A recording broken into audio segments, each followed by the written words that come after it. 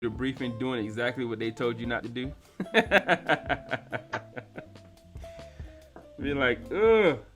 And the sad thing is, we talked about it. What was the book? Images. The first image is the mirror image, right? And what is it? The mirror effect. As a leader, your followers will be a reflection of you. Not only will you attract others like yourself, but over time, those who follow you will mirror both your negative and positive characteristics. Right? Habitudes. We got to create good habitudes, habits, and attitudes. So I think you hit that one really good, Phil. This is why I learned the way I learned before I had a mentor. I just basically watched people who I liked what they had and what they were doing, and if their actions reflected well, I would follow it. If the actions, like after they were talking, didn't, then I was like, another good talker. Another good philosopher. I'm gonna tell you guys a really quick one, right? Because we are at time. But we were deployed. I was on the USNS Spica, and before we would get off, it was during the early stages of the war, and we would still get Liberty ports in some places. We would still get out. We were out during the same time that the USS Cole got hit. All right, so we were out during that same time frame. Matter of fact, we supplied the Cole. It was part of the same battle group that we were out with, and so we were getting Liberty port. That's basically after you've been out for a while and you did whatever you had to do, you'll get some time. It might be a couple hours. It could be a whole day sometimes. But because we were at war, it was some hours. And we get our threat brief before we get released. Senior chief gets up. All right. Listen to me. You can't do this. Don't say that. Don't tell this. If anything, you hear you on summer break, college, whatever. All right, cool. There may be some uprisings or whatever. You see it, go around it, go into a store. Don't go towards the riot or wherever it was, like a gathering. What do they call them? Protesting, right? Cool. Oh, and stay away from the spots. And it was my first time being out in the area. And they was like, isn't that senior chief right there? And he was going into the area where the juicy girls were. And he just turns and looks at us like, and he walks in, it's like, do what I say, not what I do. I better not see y'all up in here. And so, what does that do? I seen like the other soldiers who would get in trouble from being in those type of establishments. And it's like, Chief, what are you doing, man? You can't do that and expect for them not to do it too. Because they're thinking you're doing it, where you are, I could do it and still get where he is. And that's that mindset when I first came in. If you don't get at least one Article 15, you never make it to Sergeant Major. Heard that before. Yeah. Not anymore. I didn't like that. So yeah, man. That was a great read, great article. Our next article for next week is going to be how to thrive when everything feels terrible. Man. I was tempted to go ahead and read it, but I said I don't want to jump ahead. I'm gonna stay on the article that we have for the week. So, how to thrive when everything feels terrible. I feel like that's gonna be a great read as well. So, anybody want to recap? Anybody got anything they want to summarize? Any points? We'll lead off with you, Matt. I think.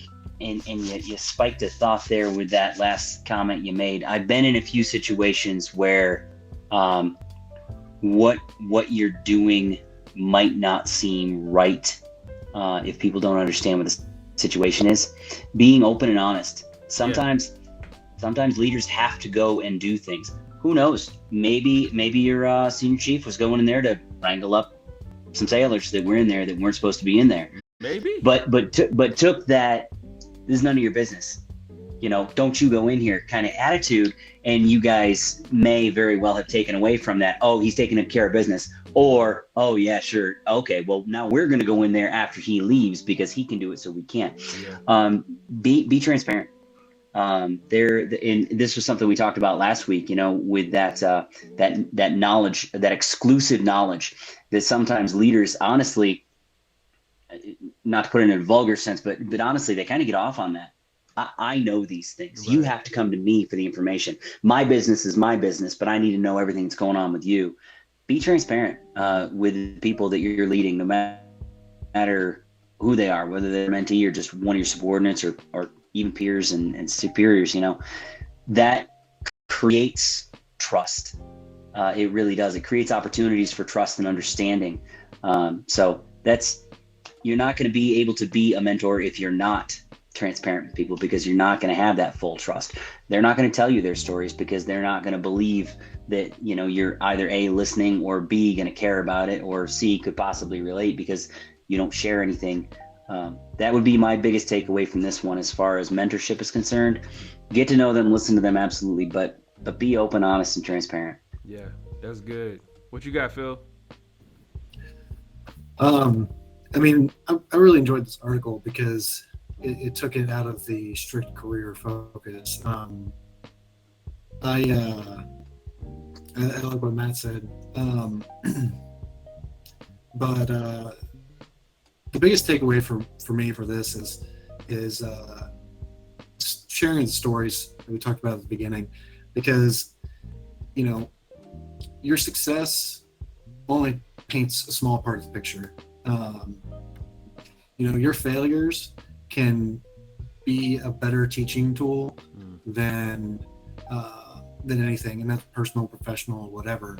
And being able to mentor that whole person and being able to share the full picture, it makes you relatable, it makes you human, and it's going to benefit anyone you're mentoring far more than being closed off and being like, look at my coin rack over here and how awesome I did.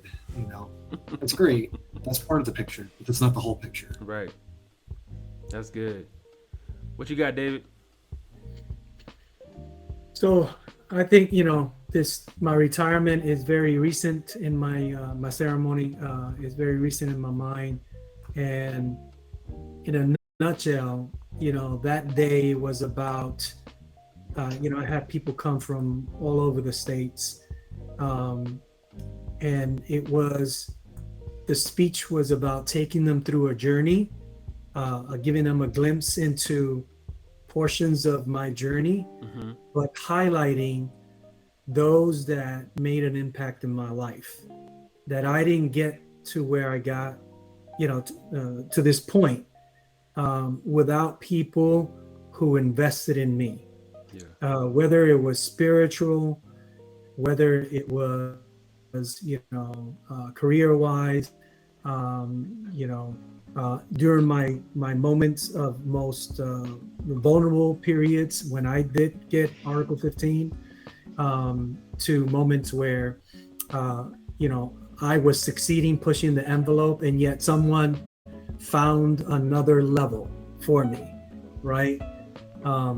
I owe it to the people who I led, the peers that led with me, and the mentors that I was surrounded by that encompassed the things I wanted to be, right? Right. And also, people have different strengths. We touched on it, right? So find who you want to be, the person you want to be, your best version of yourself, and then say, okay, fitness is this guy. In spirituality, it might be Phil. In some other aspect of my career, it might be Matt, right? In inspiration and philosophy, it might be Marte, right? I'm going to have these people around me, right? Yeah. And as you're going through your journey, sometimes you have to shed. You have to shed, right, and get someone else as part of your immediate circle. Maybe they become a layer out, right? So continue to build our circles as we move along, right? That's good. And then finally, it's all about relationships. Genuine relationships. Genuine. Come on, scream it. Yeah. You could tell. Let's say you can't fake caring. I don't remember who said that, but it stuck with me. You cannot fake caring, man. And soldiers, they know when you care about them. I mean, that you could be that you could be that leader that's in their butts. It's not soldiers, service members, people, your employees. They know when you care, and that's whether you're chopping them up because they did something wrong, and you're building them up after you chopped them up because we got to get disciplined, right? We can't just let our kids get away with murder and not discipline, whatever form of discipline is that you're saying, whether that's, hey, go to timeout. Do you know why you're in timeout, right? You got to discipline so that this was wrong and this is how we fix it, right? That's part of relationships. And you need those people that's going to say, hey, look, that wasn't good, Marte, that's not good. You shouldn't have did it like that, And that's why I appreciate the group of people that I have in this room with me for coffee, crepes, leadership, and pancakes. Yeah, man. So, everybody that's out there, we appreciate you all coming and sitting in and listening and chatting in the group chat. Hey, man, keep coming back on Saturdays. One of these days, we may have just a show where we get to watch Matt cook some stuff up. He seems the only one to be making the actual breakfast. I'm gonna have to slacked off. Did waffles today. It was a little easier, it's but all right. We'll be back to crepes next week. That's my favorite, man. I just couldn't. It didn't rhyme. It didn't fit in there. I love waffles. I have waffles every day if I can have them. But anyways, hey, look, man. You guys have a wonderfully blessed weekend. Have an even better Father's Day. Happy Father's Day, early Father's Day to you guys. Hopefully y'all don't get ties and socks. But if you do, I hope that that's what you really like and enjoy. That's just your thing. I hope you get something that you really like. So on that note, hey, I'll talk to you guys, and looking forward to being back here again next Saturday for the show. Thanks for the invite. Cool. Take care. See you next week.